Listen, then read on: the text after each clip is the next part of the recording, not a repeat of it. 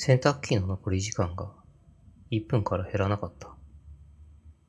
何度見ても表示は残り1分。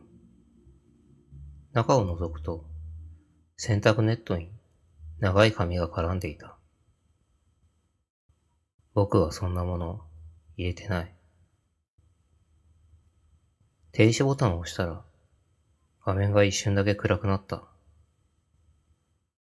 次に表示されたのは削除完了。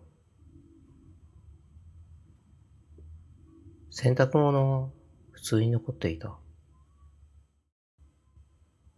でも床に映るはずの僕の影だけがどこにもなかった。